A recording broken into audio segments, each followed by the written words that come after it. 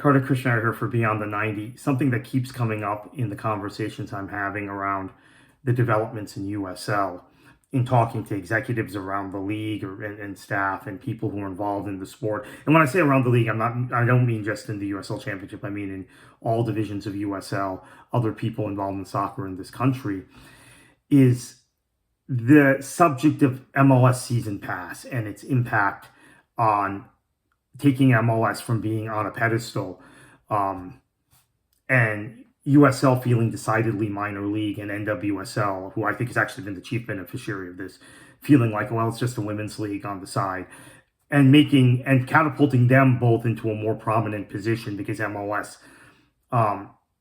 took itself off of mainstream television for the most part, and the games on Fox are getting very low ratings and they're not well promoted. I have to say this surprised me because I've been an advocate of them doing something like this. MLS, maybe Amazon or Netflix or someone like that would have been a better partner. But I felt like that particularly the way mainstream American television views soccer and gives us bad time slots and gives our sport, doesn't promote it. I thought this was the right way to go. But the anecdotal evidence has been it's not just there, it's overwhelming that MLS is less visible now than it used to be, that it's less attractive for investors than it used to be. Now, I have to mention, attendance is still sky high at MLS matches. They still have local relevance in most of their markets. Not all of them, but most of them, which is something USL has not achieved yet, in fairness.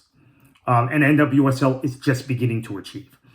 But NWSL has a fantastic TV deal. We're kind of in a women's sports moment anyway.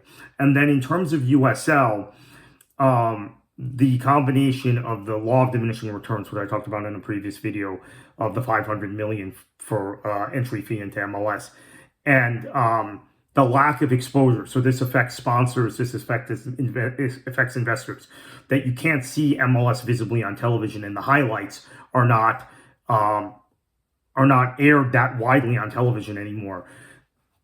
And USL not only getting on national television with their CBS deal, and obviously they continue to have a deal with ESPN, but having a lot of their teams on regional sports networks or on local linear channels, which MLS, that's another aspect that people don't talk about.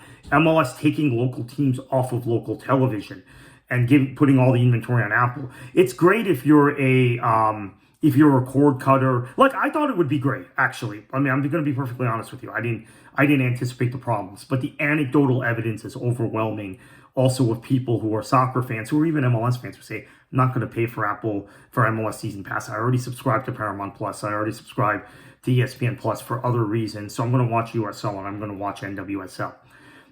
It's no coincidence USL's D1 ambitions and now their implementation of promotion and relegation. Now, these ambitions have always been there, but that this has become accelerated because of MLS's being less visible than it used to be. And that's just an absolute fact. There are people who push back on it, but they're pushing back less and less. And in fact, when we first started talking about this at World Soccer Talk, Christopher Harris and I, 2 seasons ago, and I had been a proponent of the Apple deal and then saw within a couple months it was a problem. A lot of the people who pushed back aggressively and said, oh, you're just a hater, you're this, have now come around and privately told me you were right. And in fact, you probably didn't realize how bad it would be. And MLS themselves knows they have a bit of an issue. And so this is the opportunity for USL, but it's not an opportunity that will last forever. And that's something that has to be stressed. But it is a big part of what's going on.